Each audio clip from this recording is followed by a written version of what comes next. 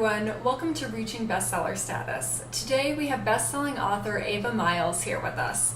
Ava's book, Nora Roberts Land, showed up on the USA Today bestseller list, even beating out famed author Nicholas Sparks for a higher spot. Ava, thank you so much for stopping by today. I know everybody's very happy to have you here. Thank you, Melissa. It's just a joy to share this information with other authors as well as my journey. Absolutely. So to jump in, before we really talk about you becoming a bestseller author, I'd love to talk about the book that launched you to that status, Nora Roberts Land. So I was hoping that you could tell us a little bit more about that book and why it's so special to you.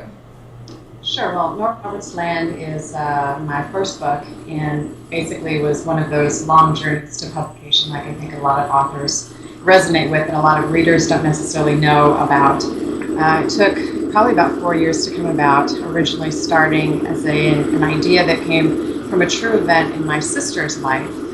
She had her ex-husband basically blame their divorce on her reading too many Nora Roberts novels, and after getting sort of over the upset of that, the story idea kind of came in and it just wouldn't go away. So I realized that it would be nice to tell a story about a recently divorced journalist who returned to her hometown to debunk the Nora Roberts novels her ex-husband blamed for their divorce, only to discover happy endings exist. Well, when I got this idea, I realized not only did I need my sister's permission, because obviously it's very important as part of her life, but I also needed Nora Roberts' permission. So I had just met one of Nora's best friends, New York Times bestselling author Mary Blaney, who now is one of my best friends as well, which is a great joy. And basically I asked Mary for some advice because I had no idea how to go about getting Nora Roberts' permission. I hadn't met her. She, is the queen of sort of romance. And Mary said, well, why don't we get together and let's talk about this. And so I knew that she was kind of checking me out to make sure I wasn't some crazy person. And being a former chef, I said, well, why don't you come over for dinner? So I rolled out, a nice sort of 5-course meal. We had a lovely chat, discovered we both were the oldest of 6 kids from like an Irish working class family, had a lot of commonalities. And basically she said, well, let me go and start getting in touch with Nora's publicist, Laura Reith, who basically goes and is the sort of keeper for all of Nora's things. So from there, it took a number of months to negotiate and get the permission. Nora was very gracious to allow me to use both her name in the title as well as in the premise. And, sort of since then, golly, I got an agent, and then the agent wasn't really able to sell the book to publishers in New York for a variety of reasons, which, now aren't important because it's in the hands of readers, which I knew readers would love. So I'm independent now. Nora Roberts Land has been out for over a year, and it's just continuing to find readers, resonate with readers in the way that I expected, resonate, with divorced women, resonate with women who were divorced and now find their own hero, all of the things that my sister really wanted for this book when she gave me her permission as well. So that's a really joy to me. That's amazing. It's very great to always hear about the books that kind of propel everybody to this status. So thanks for sharing that. Would you mind telling everybody where they can purchase Nora Roberts Land? Sure. Well, Nora Roberts Land is available on all major distributors, so Amazon, Barnes & Noble, iBooks, Google Play, as well as Kobo, for a lot of my international readers, which is growing. A real joy since I used to work locally. And I have put it, since it's the first book in my series, I put it free a number of months ago. So if you're new to Nora Roberts Land, you won't even have to pay for the privilege of reading it. And that's about 800 reviews on Amazon and over 200 at iBooks alone. So people are really loving it, and it's just a delight, like I said, after all this time of waiting for it. That's fantastic. Clearly, with the book titled with this type of title, I'm sure writing it was very interesting. I'm sure it was a blast as well. Can you tell me a little bit about your writing process, both for Nora Roberts Land and just your books in general? What's your writing process? Sure. Well, I'm typically not someone who follows an outline. I go a lot on inspiration, and that basically means that the characters have to start talking to me and telling me about their story before I even know where it's going to go. And sometimes they don't even know where it's going to go because they haven't completely told the journey. So I basically try to listen. I kind of say I'm basically, if you were imagining a New York Broadway stage, I'm the director sitting in the audience watching everyone on stage trying to tell me and act out kind of what's going on. I don't always write in order. That's one thing that my readers have found very interesting. So when I wrote Nora Roberts Land, I wrote the epilogue first, all the things that she had learned from her journey. And like after that, writing the book, I got to the end and I didn't have to hardly change anything in the epilogue. So I kind of had the vision of what her lessons were going to be, as well as what her happily ever after looked like. So in some books, it's not that way. I mean, this one that I've just finished, which is like book 10. I had to skip around a little bit because it was a little bit unclear in the journey sort of where things were going. So I went and wrote the end and then came back to the middle. So I basically decide, it's kind of, I don't have any limits on my process. I think that's one thing that's really freed me up. I mean, for a long time, I think playing in the process of agent rejections, publisher rejections, etc. And for readers, that sort of seems a little strange. Just think about like all of the different job interviews you go to, and then you sort of like come away, and it's that same sort of feeling. You finally get to a place of trusting yourself and realizing that you need to honor what's coming for you. And so when I am not able to hear my characters, they don't know where it's going, I'll meditate, or I'll take a walk, or I'll go for a swim, or I'll just leave it for a few days. So I don't push it. When I push the story, that's when the story's not good, and I just have learned, and I don't do it anymore. That's not where the magic comes from. The magic comes from allowing it to just bubble up. Absolutely. Trying to push a story can, I think, cause a lot of issues within the story itself. You get a lot of writing that you end up having to cut out in the end. So I think that's great advice. In terms of tools to help you write, I know you said sometimes you do yoga, you do some meditation if you're stuck. Do you have any other tools that really help you when you're trying to write a new story? Well, golly, I mean, I'm not somebody who writes or plays music, for example. I've heard of other authors doing that. I think that's really interesting. Yeah. For me, really, it is. It's taking walks. It's going out to nature. It's going up. I have a friend who lends me his cabin, so I'm able to go out and actually deconstruct and everything, which is I actually had just gone up a couple of weeks ago, and I had 3 books just literally like flow through my brain within the space of 2 days, and I hadn't intended to have any of that happen. So just finally, I just got quiet. So I think it's just allowing myself to get quiet and to sit and step back from social media, to step back from the busyness of life, or step back even from running errands, because we all have a lot of demands on our time, and the creative process is something that really needs tending. In ourselves, and I think as well within our characters. Absolutely. I know a lot of authors, sometimes when they're writing, they'll have quirks, like they have pens that have to be lined up a certain way, or they have to have a tea that needs to be there. Do you have any funny kind of quirks like that when you're writing? No, I don't. I don't have to wear specific kinds of socks on Tuesday.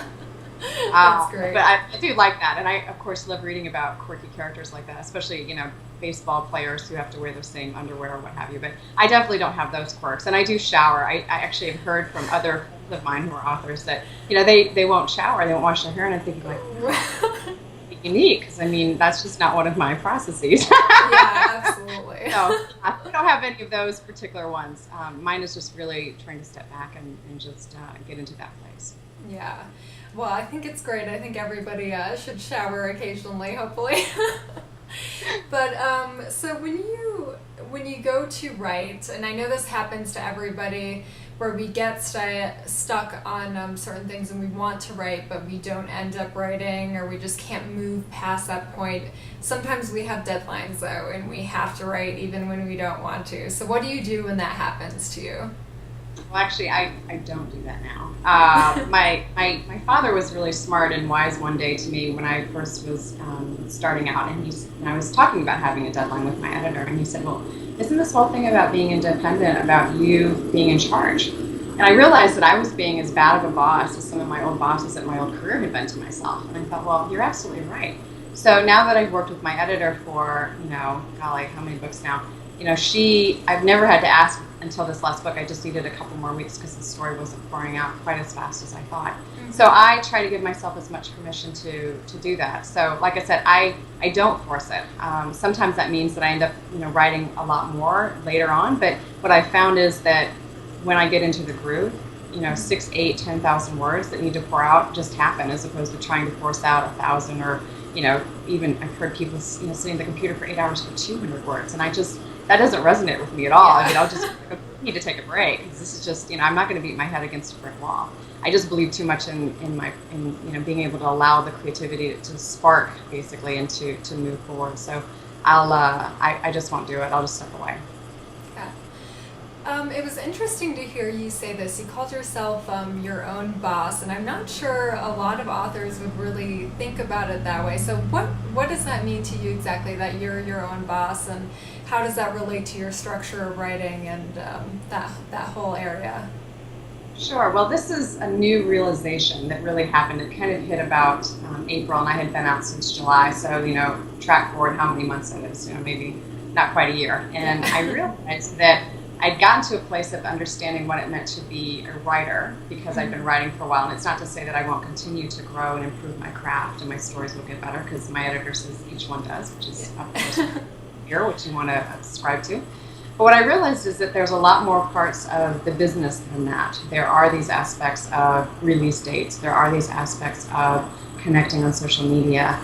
And I sort of had to look at it as a whole package. And since I had been in a job that had a corporate sort of background, I had led teams. I had been a boss of people, however you want to put that. I sort of always said, we just work together, but I happen to, maybe have a little bit of a different title.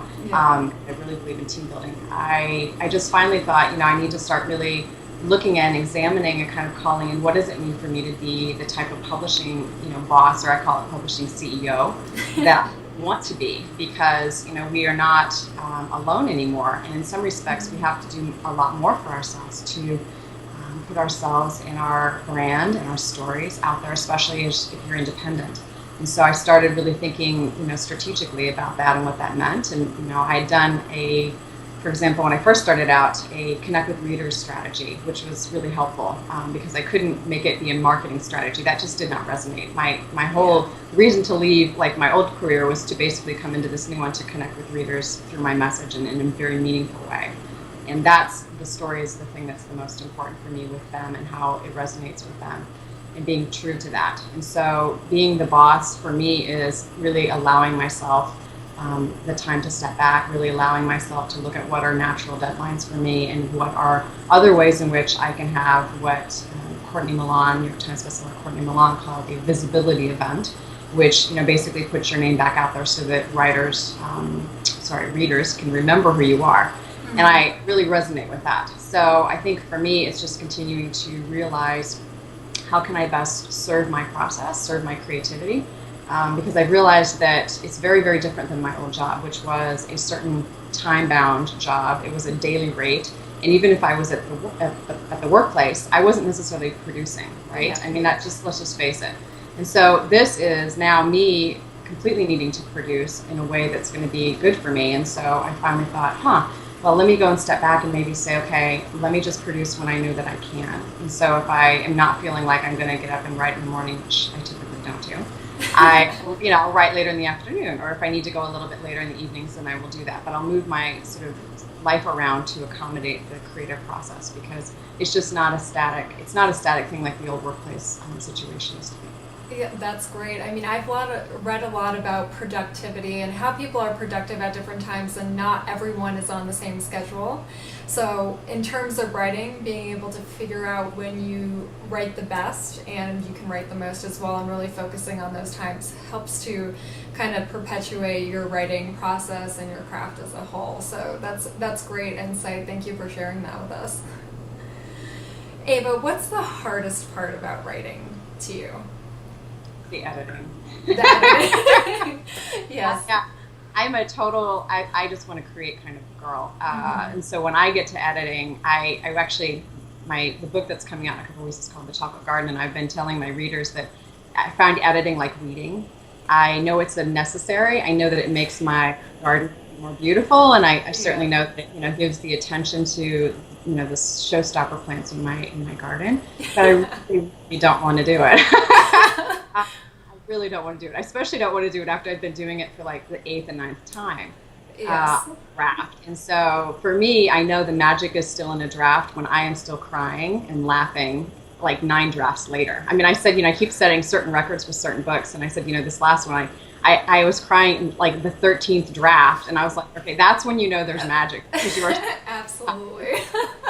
you're That's so great. like, you just want to stop, right? And you're thinking, okay, do I need more wine? Do I need more chocolate? How do I get through the day, to kind of keep editing this? Because I tend to write 100,000 word novels, and so some of my other friends are like, oh my gosh, you're like, adding like a third more than I do in my book, and I'm like, yeah, but that's what my story is. But you just have to edit more too. Yeah. So I think it's for me, really, I'm trying to fall in love with editing. I really am trying to fall in love with editing, but I'm not quite there yet. I'm not quite Yeah, there. that takes a little bit of falling in love with, I think. Yeah, I'm romancing the editing. That's my idea. Is we're going to court each other. Great. Well, I'll have to find out how that goes later on with you. So you love the creative portion. Is that your favorite part about writing? Yes, there's no doubt. I mean, my whole life existence, it's all about creativity. And I finally realized that I am the happiest, which is really important to me. Happiness is all about creativity for me. So if it's preparing a meal, if it's, creating, like, a new aspect of my gardens, because I've, moved things around a little bit, Yeah. or it could be that I just decided to paint. I also sculpt. And so for me, it's just getting that fabulous spark and then going with it, and, learning sort of what it needs to do, and moving things a little bit here and there to sort of shift that, sort of into that higher vision, because I'm always writing. Every morning when I meditate, I always ask that I can produce the highest vision of the story, or the highest vision, for example, of the current sculpt thing that I'm sculpting, or what have you. I don't always do that with meals, but it's a given kind of, because they usually taste pretty good. So I love the creativity. That's the thing that just keeps me going. That's the place in which I have so much joy. And that was the thing that I knew, that taught me, at least, that I knew that this was my bliss, because it was different than feeling accomplished. It was different than feeling as though I was contributing or being productive in a work environment before, in which I was doing meaningful work, but it never made me this happy. It never suspended time, like writing does. And so that for me is the best part of it all. Yeah, I love to hear that. Writing, I think, should always make everybody happy, and hopefully the stories that we get to write will help make other readers happy. Ava, thank you so much for sharing your writing process. Now I'd like to jump into that moment when you became a best-selling author. So I always envision these moments as being kind of like a rock star the first time they heard their song on the radio. I'm sure it's just locked in your memory. So I was hoping you could kind of share your story about that, what was happening, who were you with, and what was going through your mind, because I'm sure it was just amazing. Right. It was one of those moments where you're sort of suspended between the life that you knew and the life that you've always wanted. And it's a really beautiful place. Mine is sort of a funny story, because I sometimes have technological challenges with the computer. And so I was trying to actually download the USA Today bestseller list, because that was the one that I was going to check, was also the one that obviously was out first. And I couldn't do it.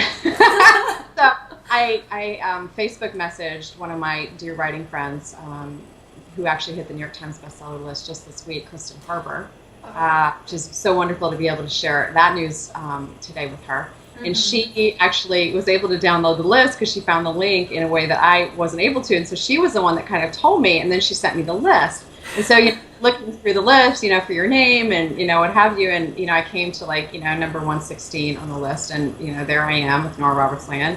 And I look like right after that is Nicholas freaking Sparks. Let's say Nicholas freaking Sparks, because he just is. Yeah. To my alma mater, Notre Dame. But at the same time, it just was like, oh my gosh, Nicholas Sparks. And so, you start screaming, and, you cry a lot, and you call, all your family and friends, because you just can't believe it. It's just one of those moments that you have, worked for so hard, you've really believed in for such a long time. Mm-hmm. And then finally kind of all comes together. So yeah, it was a really, really beautiful day. And I wish any writer who's watching this, that same day, because if anything, if it can happen to me, it can happen to you. And so just keep believing that, because there were a lot of years that I didn't think that it was ever going to happen. And I'll tell you what, if you keep moving through, you keep following your story, you keep going and being true to that voice inside of you, it's just going to show up for you. There's so many, opportunities for writers now to be able to hit the list, I think, through sales or box sets, And, I think just continue to follow that and believe that you're going to do it. And it may not be the book that you have currently, but it's going to be another book. So yeah, it's a great moment. That's amazing. So when you set out to write Nora Roberts Land, did you have intentions to become a best-selling author? Oh, sure. I mean, I live a life of intention. I wouldn't Mm-hmm. be a writer if it wasn't. I think you have to dream about and call in the life that you want. Mm-hmm. And so for me, it's a very active process of co-creating the things that I want with, this sort of, ephemeral aspect that, some of us call the divine, some of us call, that thing out there. But there's more than just us sometimes that is helping. And so for me, it's really sort of saying, I'm going to be happy regardless of it, but I would really like this. This would be sort of icing on the cake. Because for me, just being able to produce the story and get it in the hands of readers is the most important thing. And just, that's wonderful. But if there's all these other things that can happen, which, we know it can happen. And one of my best friends from day one said, if it's happening to other people, why can't it happen to you? And I was like, oh my gosh, like, wow. Because I used to say, well, agents get like 30,000 queries a year and they only take one or two authors, right? And we know all these statistics. And we see, it seems like, it'd be easier for me to, maybe enter, a local marathon and win that, which is crazy because that's a lot of miles. And so it's like, gosh, it actually might happen. It could happen. Like, why not, sort of set your target for that? It's obviously, there's a lot more beyond what you sort of know. You don't know how many people are going to buy your book. I was even I was just coming back from a conference, a writer's conference this past week. And, Barbara Freeby, who's, golly, huge author, was saying, you don't know where your audience is at the beginning.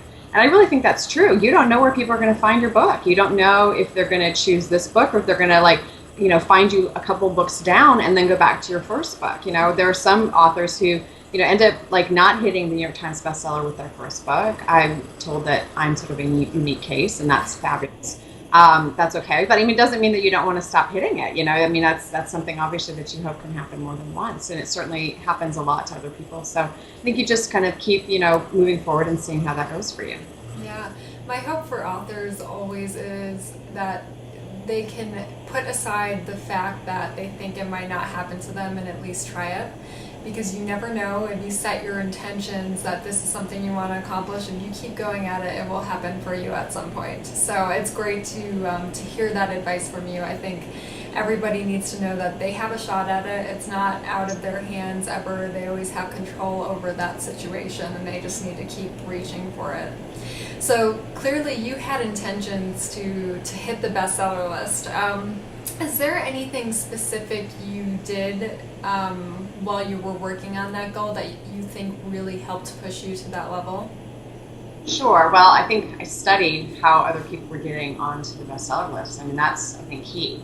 There's a lot of information out there, and I think as a writer, it goes back to sort of being my own boss. I had to sort of think like a boss. I had to think, how is this going to happen? Because writing is one aspect, but we also have a lot of other factors that contribute to it. So I, looked and heard that a lot of people were using a BookBub ad, for example, and other sales sort of tactics to be able to sell more books to hit the list. And that's essentially what I ended up doing. It took a few times to finally get accepted by BookBub. Yeah. I know a lot of writers lament that, they're not picked up, for example. And, I had friends who were like, wow, you weren't even picked up with your title. Like, I don't think I'm ever going to get picked up. And I was like, no, you just keep asking. You keep raising your reviews, because reviews, we know, matter in so many fashions, not just because BookBub and other advertisers want to see that you have good reviews. But I think also for readers, it's why am I going to go and spend my time on your book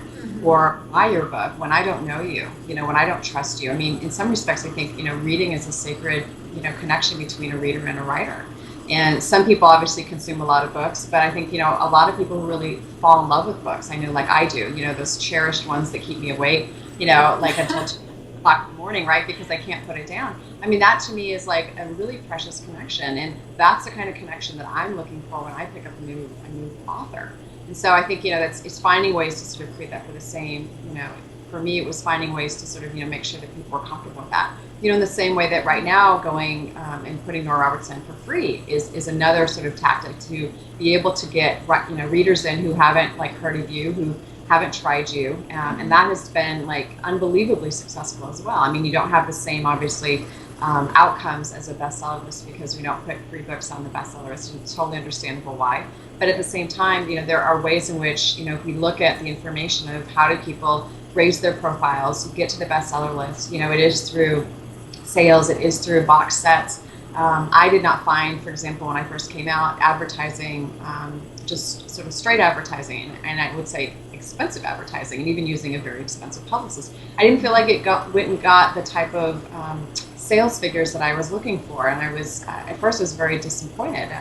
But I thought, well, I need to keep studying. I need to keep looking at how other people are doing this, and so that's how I ended up. In January, I came out with the book in July. Well, by January, I finally had sort of what I thought might be a feasible way or feasible path to at least get this rolling. I mean, I really didn't know if I was going to hit the list, but and I knew that I would hopefully sell enough books that would get to that point. And it, the first day it was looking so good that I thought, oh my gosh, this is this is going to be like really exciting to watch. And it was. And so, like I said, I think, it's just studying how people get there, making sure your product description is, really straightforward. It uses keywords. A lot of things that we as writers aren't really taught, specifically about craft, for example. It is write a good book, but you also have to make sure that you're using ways in which the reader knows it's a good book.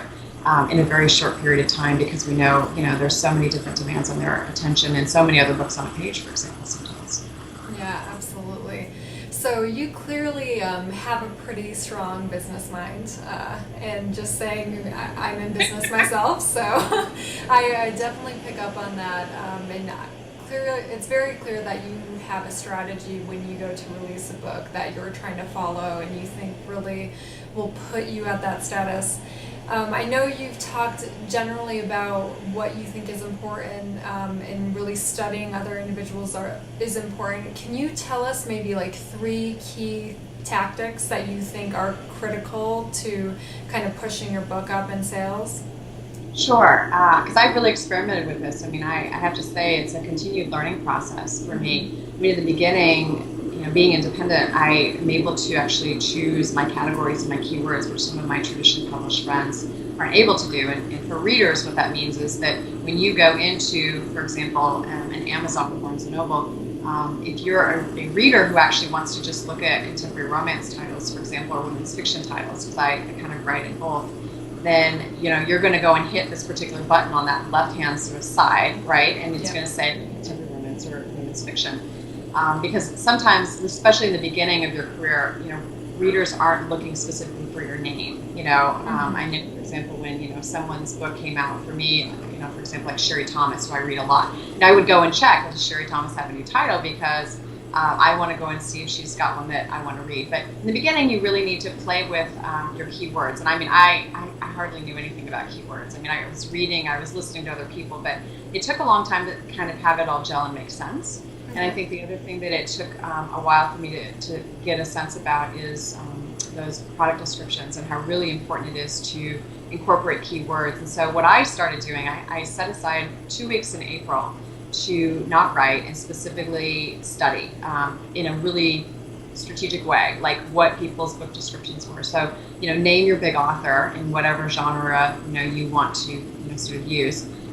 Ones I chose specifically that were independent because, traditional publishers, potentially have maybe a few other aspects going for them. So I looked at those and I started seeing, what are the repetitive words that people are using? What are the, categories that they're falling into? Because that would give me some clues as to the types of categories that I wanted to get into.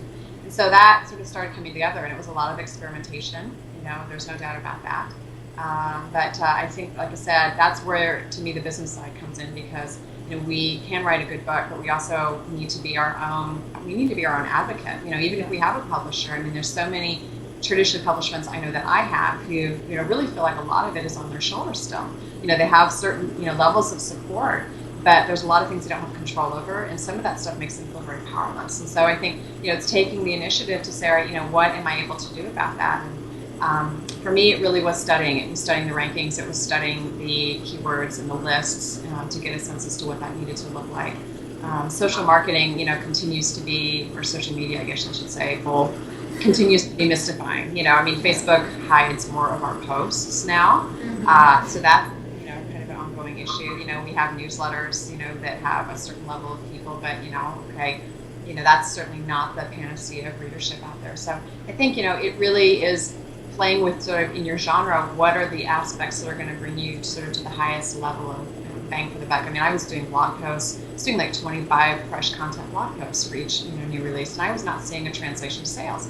So I finally decided as part of my April Strategy Summit to say, like, I'm not going to do this anymore. I need to figure out something else that's going to work, because I'm spending all this time, writing all of these fresh content blogs that a lot of people aren't really reading anyway. Yeah. Because there's so many books out there, right?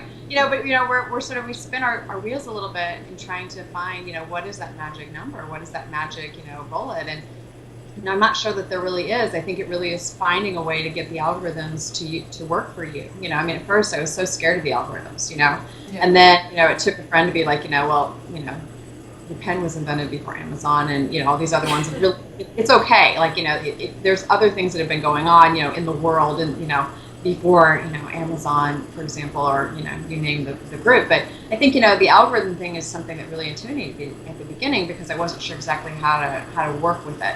Now I'm like, it's kind of like editing. I've made friends with it. I'm going to romance the algorithms to the best of my ability. I'm going to buy it, chocolate and give it flour and things and hope that, we have a good few dates and then it gets better, And so now I feel like I'm in a good place with it. It's algorithm love, and until they, of course, change it. And I've had things change. I mean, I've had algorithms change in which I was doing well at one distributor, and all of a sudden it was like your sales kind of disappear and you're not sure what's going on. But you just have to make a commitment to, try to find out what's going on. And I think the other thing that I would say for me is I try to surround myself with people who are smarter than me in a lot of other areas that I, A, don't want to be smart in, and B, I could never be that smart in. Yeah. So I used to, in my own business, I would hire consultants to help me who'd been in the business longer than I had. And so I've basically done that same thing in this type of an arena as well. So I have a really good team. It's taken a while to kind of keep building it. But to me, it is really networking and finding those other types of people who you can trust, who are able to give you that type of information. And for me, that's been just as golden as me being able to study strategy and sort of keywords by myself and, in my special little place where I write. So that's great to share with us. Clearly you have some well-connected friends, let's put it that way, some other best-selling author friends and individuals that you know. Do you guys ever work together to try to help promote each other's books?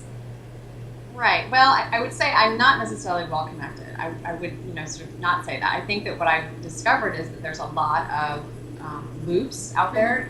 For example, there's Marie Force's Self-Pub loop, which is, I think, just one of the most genius resources that a writer can use. There's a number of other Facebook groups, for example, that are there. And so I don't necessarily know these people, but these people want to help other people. And so, when you would write in a question, people would, for the most part, typically respond. Or you'd have other people who were like, I'm raising my hand because I don't know the answer to that one either. And then we'd all just kind of laugh. I remember even at one point, I think I had this particular question. There were 7 people who wanted an answer and nobody was responding. And so I finally just wrote in and said, hey, I was like, for all of you guys in graduate school, publishing, I was like, I know you guys know the answer to this. And so I kind of I was like, hey, I was out them. And so finally we got some information, rolling in the chain. Mm-hmm. So I think it's just that way. What I found, Kathy Maxwell, who is in our local chapter here, she writes historical romance, and she made a comment at a retreat a number of years ago that says, never make your friendships about your book. Mm-hmm. And that really stuck with me. And so when I have friends who are in the business, basically, which I do, we don't always write the same thing. I actually don't have a lot of friends who write contemporary romance, to be honest. I just don't. I have historical, ones. I have, ones that write romantic suspense. So we actually, while we, I think, would love to help each other and collaborate, mm-hmm. we actually don't write to the same audiences, and certainly not the same heat levels. I am still the girl next door kind of girl, and everybody laughs at me kind of in my group, because it's that's just not my brand. I don't have sexy couples on the front, and some clench. I just don't. I made a very intentional decision not to go that route. And so in some respects, having my friend, for example, Kristen Harbour, who, we laugh because, her guys are just totally bare chested, great, chest hair, and they, sweating, and they're a little dirty because they're seals. But that is so not my heat level. It's not. So we support each other in other ways, I think, by sometimes saying, okay, well, I heard, this particular thing, or this is really working for me, so it's more behind the scenes, I think. Not to say that, there aren't a few friends who do write my genre who I do like to, sort of support, which is great, and they do the same for me. But I think it's kind of finding that balance between how you can support someone best and how they best can support you, and not pushing it. Yeah. Because I think push the envelope, then we get into a place of sort of resistance because we feel the book might be more important than our friendship, and that's not where a lot of us want to be. Yeah, I definitely don't want to go into that area.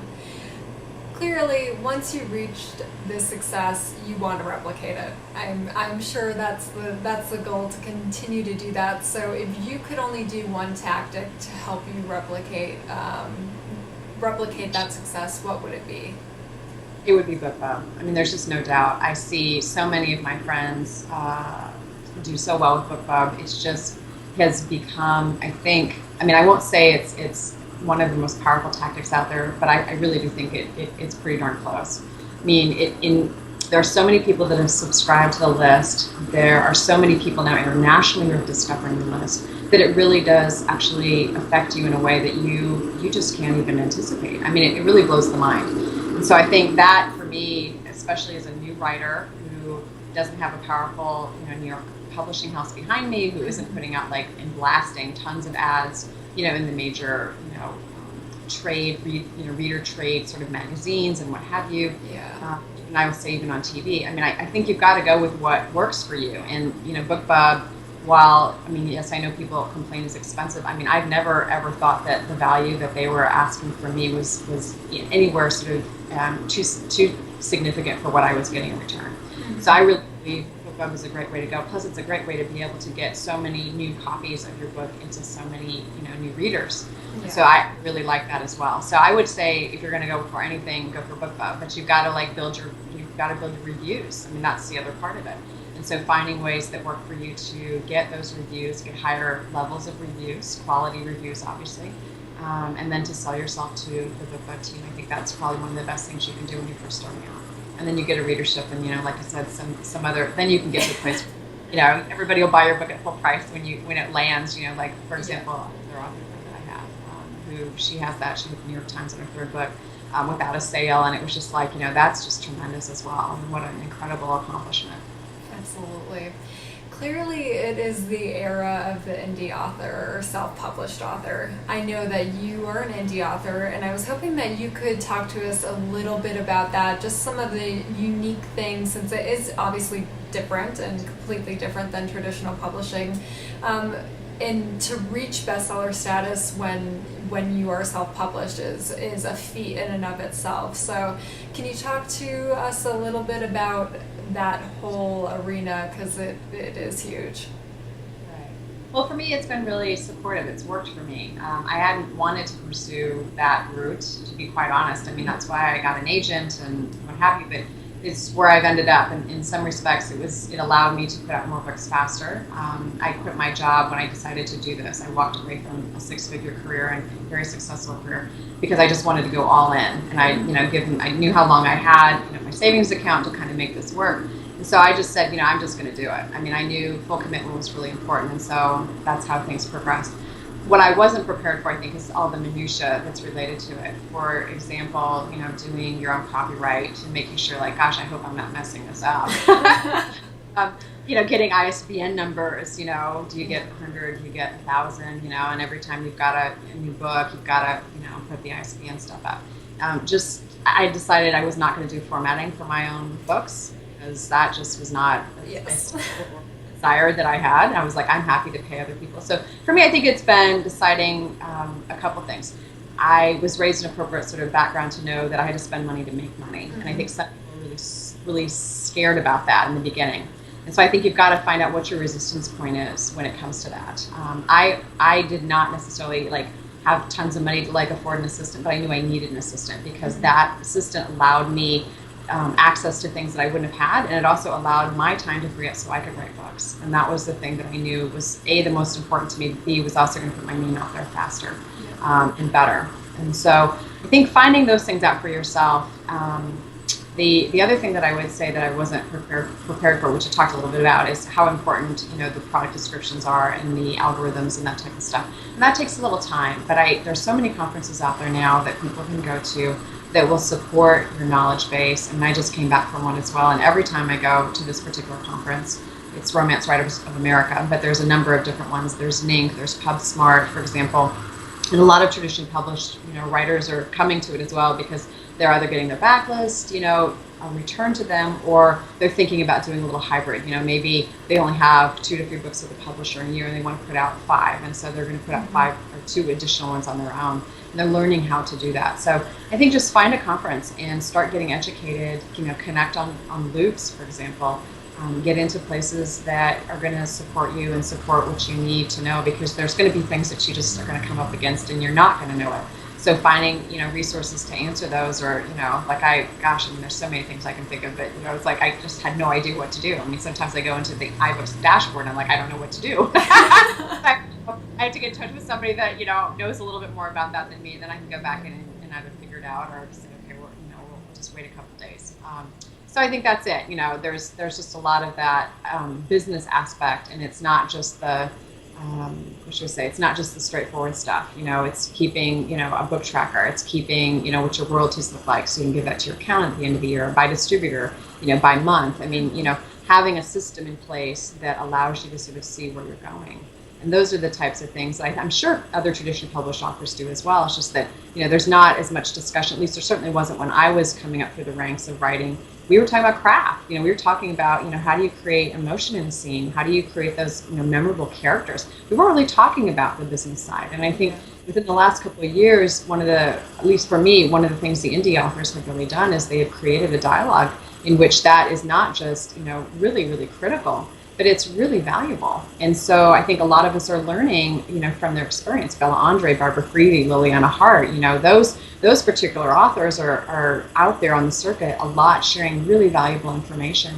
And I know I am so grateful because I am in some respects standing on their shoulders, and they, were able to kind of do that for me. Absolutely.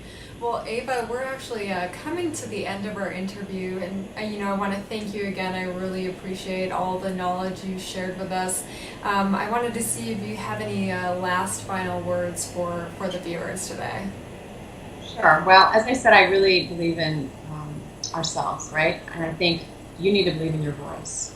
One of the things that I realized for me is that if I didn't believe in my voice, nobody else was going to. And we have so many people who are trying to tell us our voice isn't good enough. And it could be, a bad review. It could be another, person or critique group. It could be someone in a New York publishing house. But every story has its value. It's a story that needs to be told, and you are the best person to tell it. And so I think just stay true to that. Stay true to your voice, and you cannot go wrong. You cannot go wrong. Absolutely. Well, Ava, thank you again so much for joining us. I really appreciate it. Thanks so much, Melissa. It's been a joy.